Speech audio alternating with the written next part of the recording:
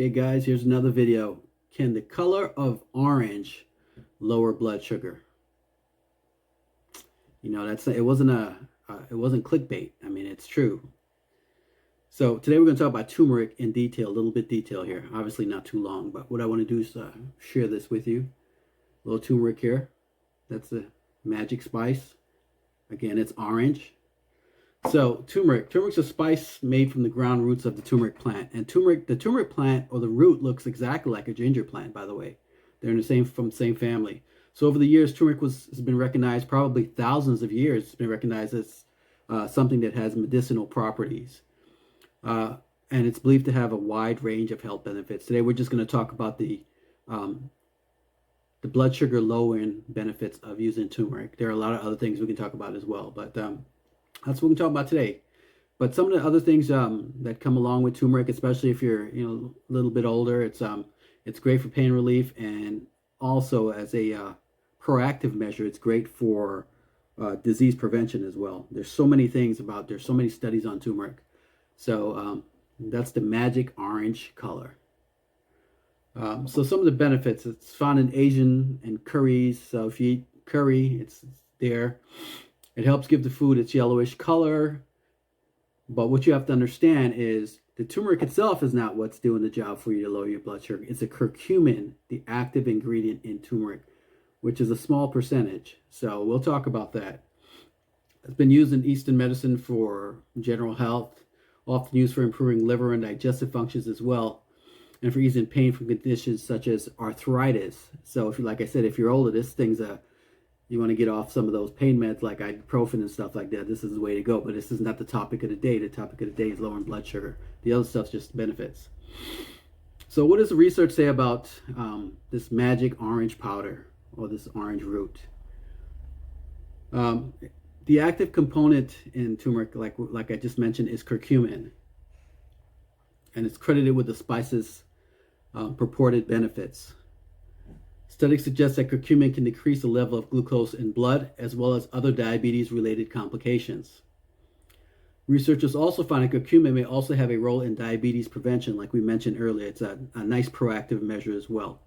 I'll go over all this factual stuff first, and then we'll talk about how I deal with curcumin, my experience with curcumin. So there are risks and warnings like with anything else. Remember, this is not, medical advice. In this channel, we don't give out medical advice. I'm just telling you what I've done to reverse my type 2 diabetes. If anything we talk about here, you're welcome to seek your medical provider and ask them questions and see if they're able to help you. Some can, some can't. It just depends on, if they went to medical school that was sponsored by Big Pharma or not. Others can. So it just depends. Alternative medicine people understand this stuff very well. I think those are not the MDs, but the DOs today. But I could be wrong. Your MD may fully have a good understanding of what's going on in alternative medicine, Eastern medicine as they call it. All right. So the risks and the warnings associated with turmeric. A high dosage above about 4 grams daily is not what you want to take. You want to stick somewhere around 2 grams or so.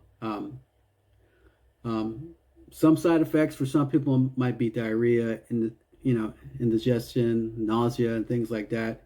And repeatedly consuming large amounts of turmeric can cause liver problems as well. So again, you got to see your medical practitioner about this stuff, because as you're on turmeric and things like that, I personally, when I have my liver functions done, I'm perfectly fine taking it. So you're going to have to check. But these are just options I'm giving you and things that I'm doing. Just because it works for me doesn't mean it's not going to work for you, or it may work for you. So it's up to you. If you have gallbladder disease, I'd caution you. You should avoid turmeric. It might worsen your condition. So consult your doctor before using turmeric. Or curcumin, which is the magic ingredient, curcumin. So the bottom line is, if you use turmeric, there's a few things you got to keep in mind here. Be sure to read the label on all supplemental packages to follow the instructions carefully. If you're unsure of the dosage, speak with your doctor. So again, this is not any medical advice. Always consult your doctor, guys. As with other supplements, it's wise to start with a low dosage, common sense, guys, and gauge how you're doing, and then you can build up from there, like anything else. So turmeric may increase urinary oxalates, which levels or worsens anemia. So if you have anemia, again, seek the advice of your physician and use it with caution if you have a history of kidney stones or anemia, of course. And that's where the oxalates come in. If you have kidney stones, you don't want to take anything that's going to have high levels of oxalates in it. I mean, a lot of our foods do already, some of the ingredients that we eat do. So you have to watch that as well. So most people can tolerate turmeric, but there's some that might find that it doesn't agree with their stomach. Like other spices, it has its best properties when it's fresh. So whether you decide to take the supplement or decide to take, the raw product like I do, organic, of course, always go organic if you can.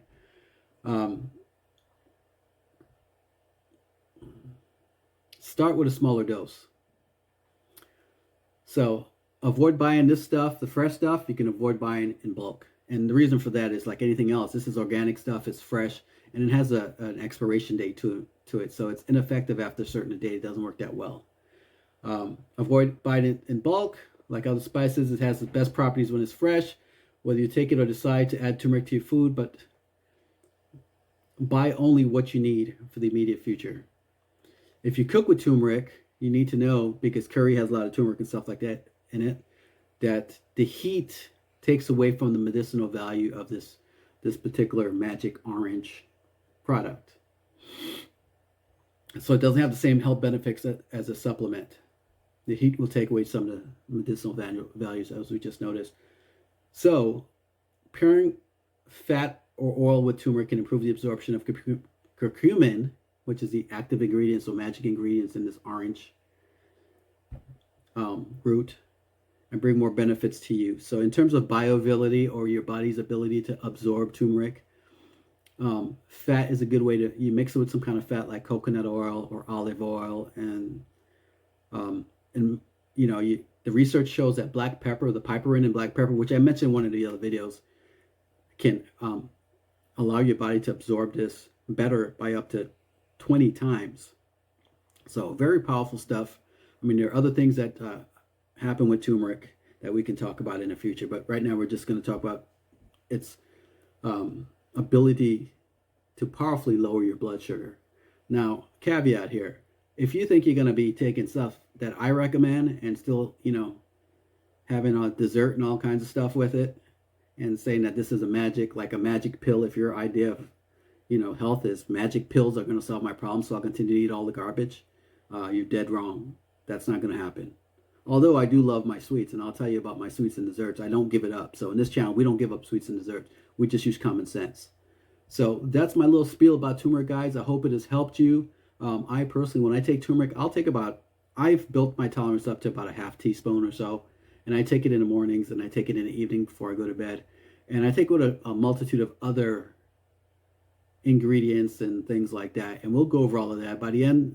By the time we get way down the line in terms of the videos here, you guys are going to have a good idea of what I take. So my goal here is to share this information to you free and not charge you for anything, because it works for me. I want it to work for you, because we've got a health crisis here and all around the world with processed foods, and one of the keys is getting rid of the processed foods. So let's start with turmeric, and we'll talk about other potentially beneficial things that we can do to lower our blood sugar.